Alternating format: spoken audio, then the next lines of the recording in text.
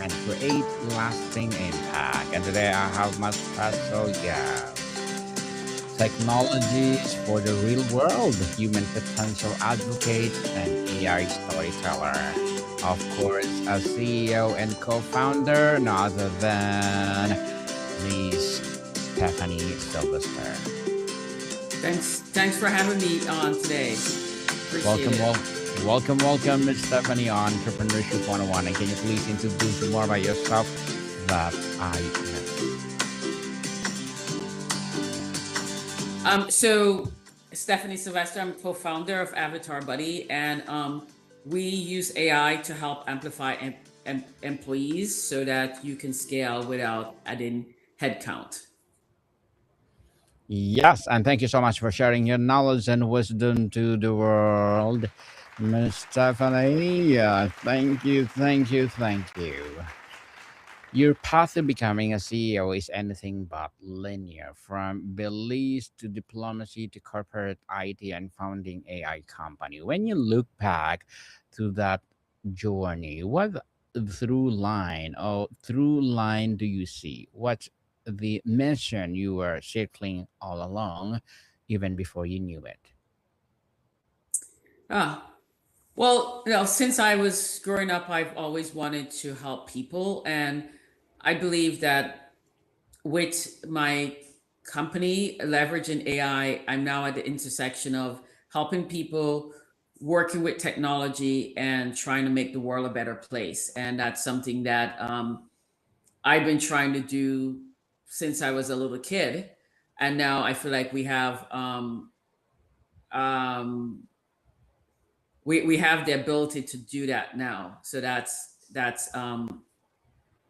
a great opportunity to be able to leverage AI and do it on scale.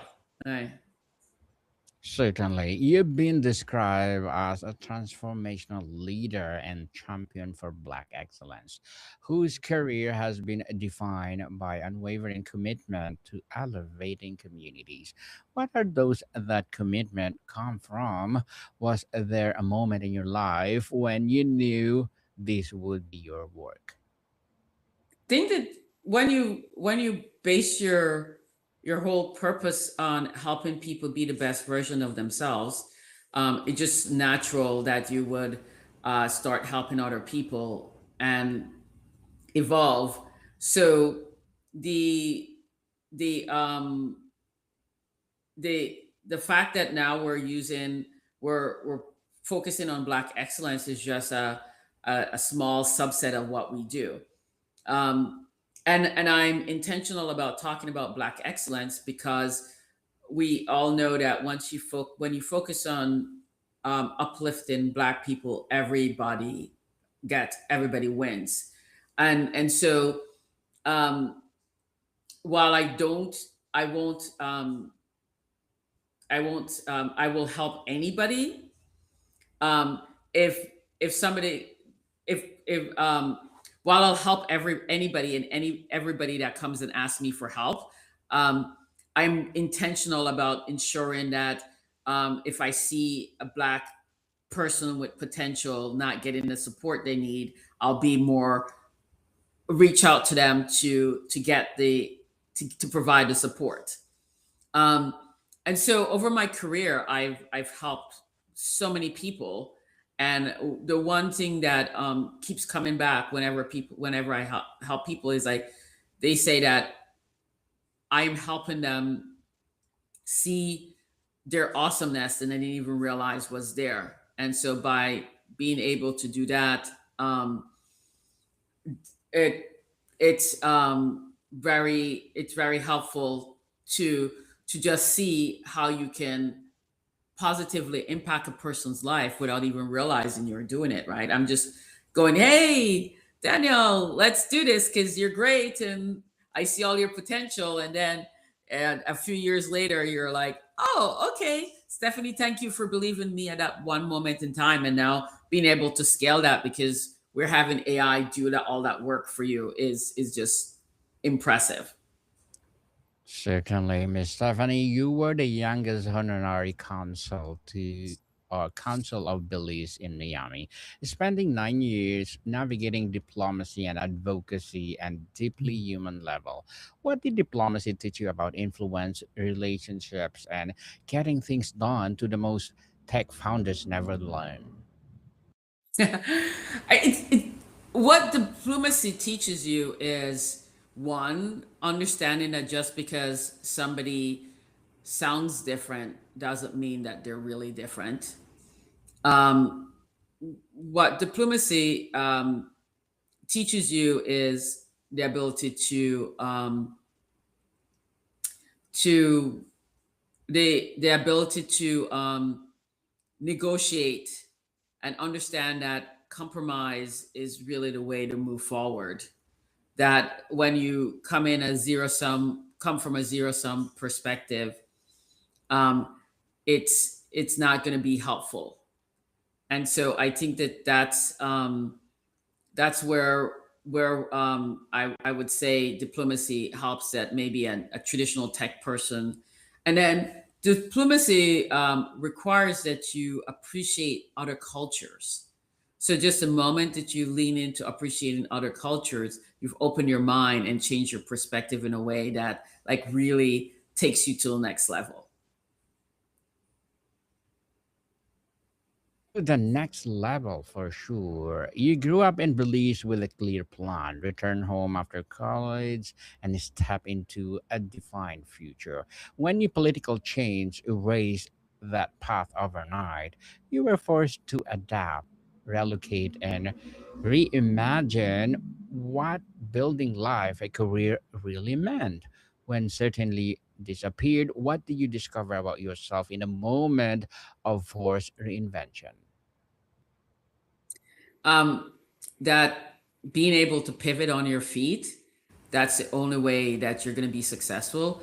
And looking at every disappointment as a opportunity and a greatness for something better to happen, um, and really live in the world that way. And as you go around, as people are saying this is bad, it turns into an opportunity that might be good. Very well said. Stephanie, unexpected internship at Hewlett Packard introduced you to technology through system thinking and mentorship for early software developer. Rather than chasing hype, you learn how complex systems actually work and where they fail, the people relying on them. What is the about logical systems that appealed to you after navigating the messiness of political systems? Wait, I don't know that I quite followed the question. Can you ask it a slightly different way? No worries at all. So, what is about logical system that appealed to you at navigating messiness in your daily lives? Well, I think that when you're navigating the chaos and the messiness of life, having to have a baseline, a system of truth, a cadence that you can always go back to, helps you be less afraid of the chaos and the confusion. And as you're less afraid of the chaos and the confusion, you're more likely to take risks and go to the next level.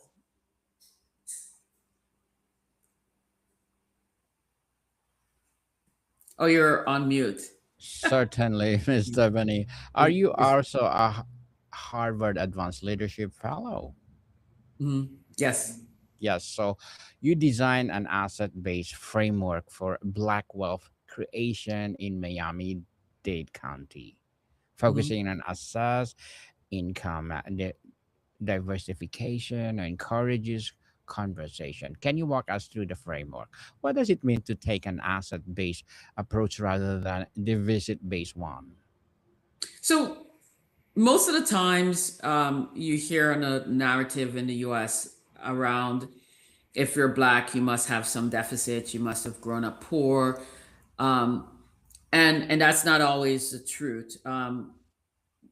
Poverty rate for Black Americans is 19%.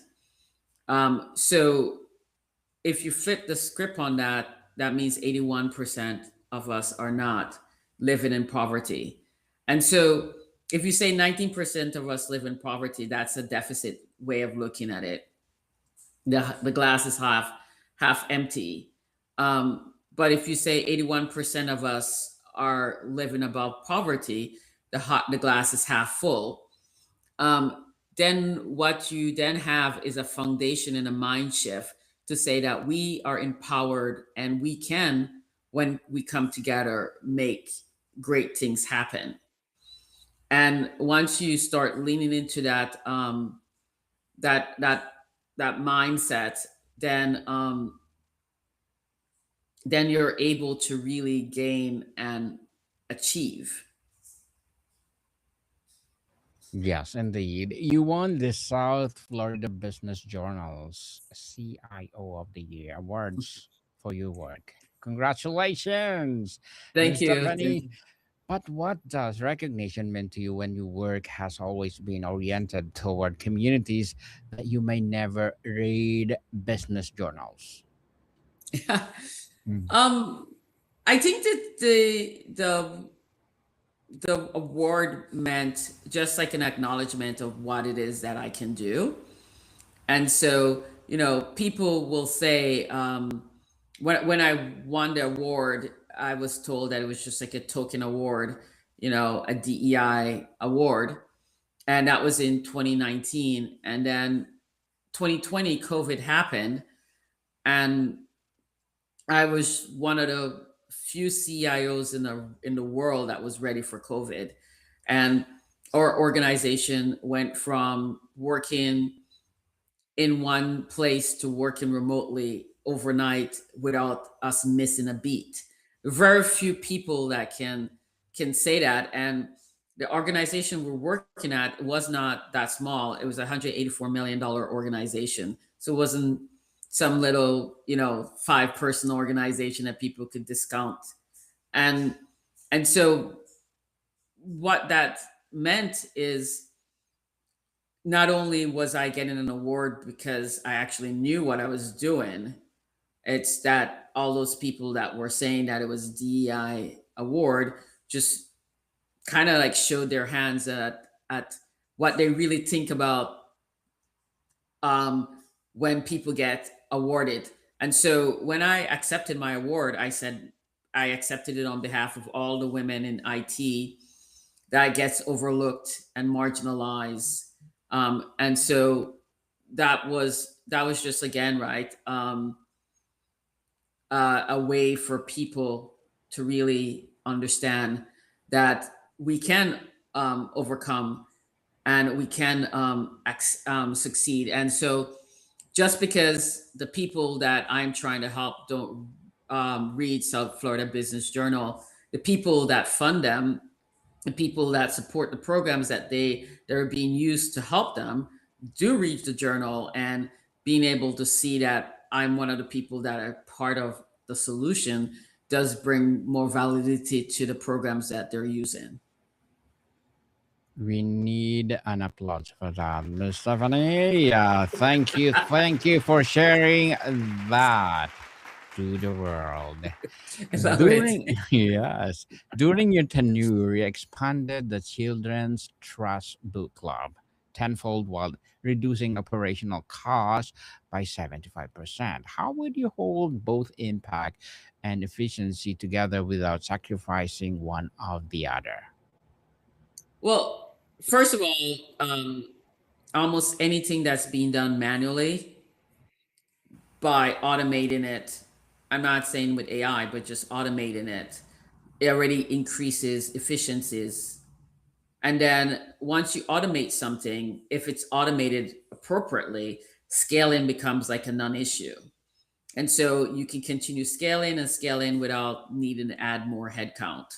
And that's the beauty of when I think about what I'm doing at Avatar Buddy and helping organizations. It's like, hey, if this is done correctly, we can scale and you can make so much more money, you giving the AI agents to your people, and then, pushing it through, having them use it to be able to, make, um, make the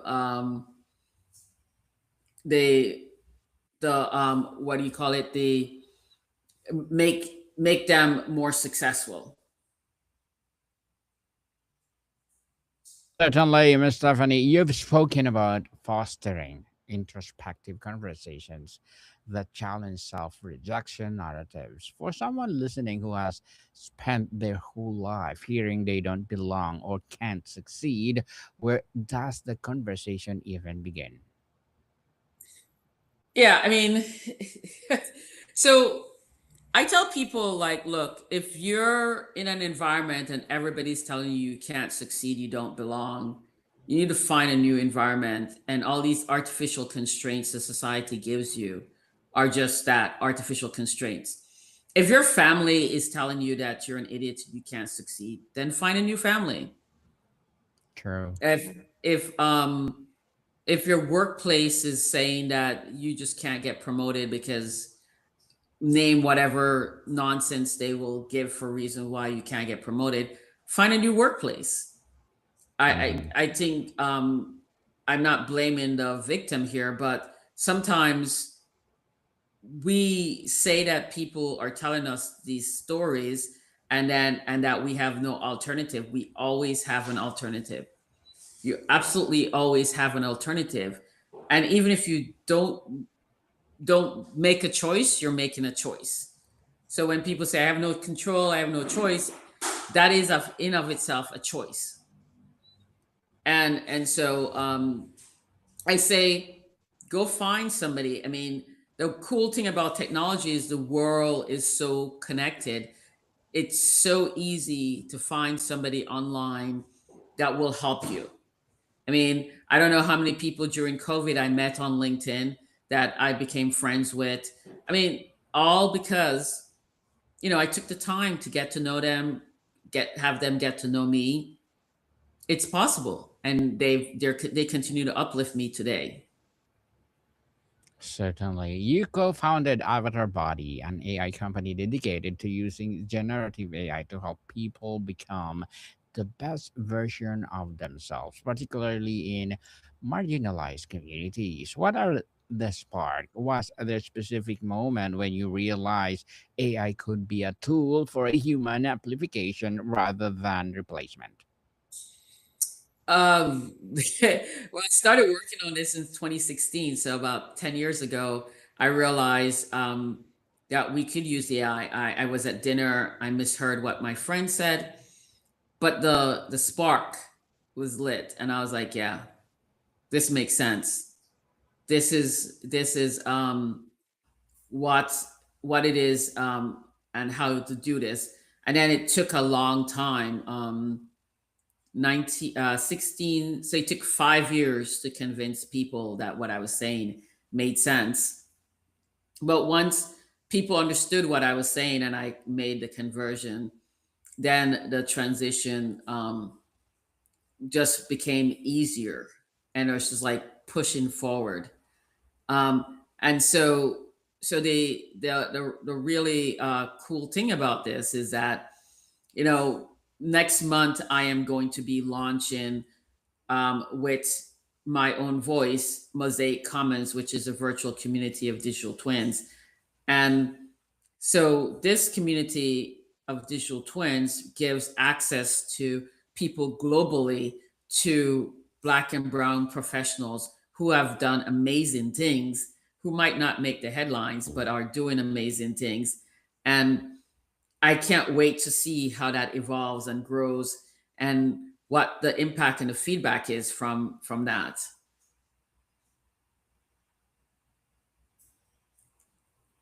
Okay, you're you're mute again. Thank you. And well, good luck for that, Miss Stephanie. And looking forward for more success. You describe your approach building AI that amplifies humans instead of replacing them. In a market obsessed with automation and efficiency, how do you hold the line on the value? What opportunities have you passed on because you did not align?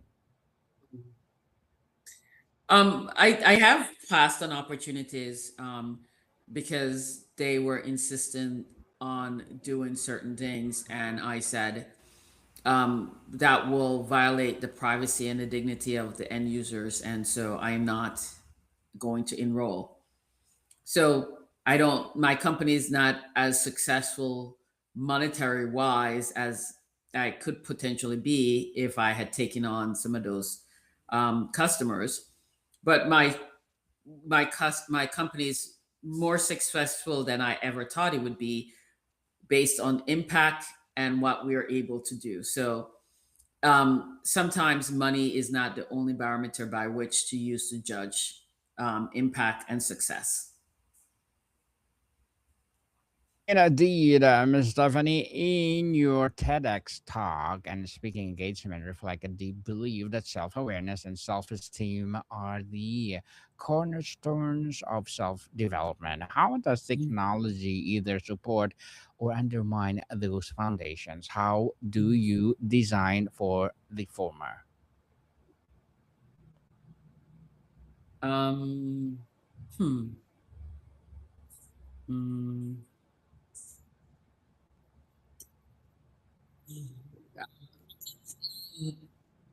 what I do is I make sure that all the voices are at the table as I am building out and designing the solution, so that um, we get a solution that's equitable and meets the needs of the end users.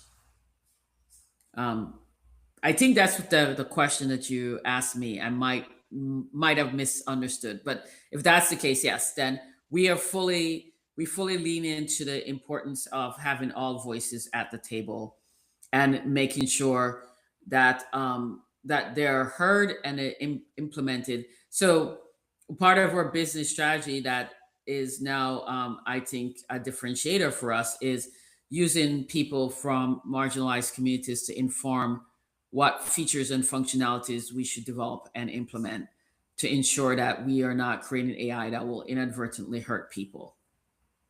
Certainly, that will guide us to boost us. You've been honored with the Stephanie Sylvestre Day by Miami-Dade County, named a Harvard Advanced Leadership Fellow, and recognized as the champion of a Black excellence. But you have also said that early mentors took you under their wings without you asking. Mhm. How does being a recipient of that kind of generosity shape how you now show for the next generation? Well, that's because of all of those great mentors and willingness to support and help. I have gotten to the point where I'm like, I need to pay this forward, and my entire company is around that.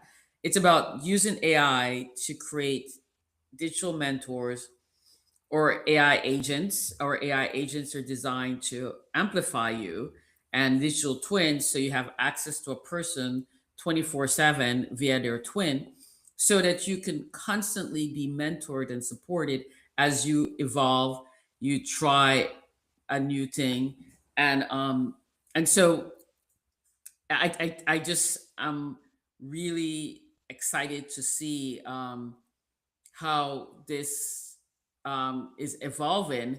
And so I think that my company is an example of what I'm doing to pay forward all the kindness that I have received. Well, again, another applause for you, Miss Stephanie. Thank you. We salute you.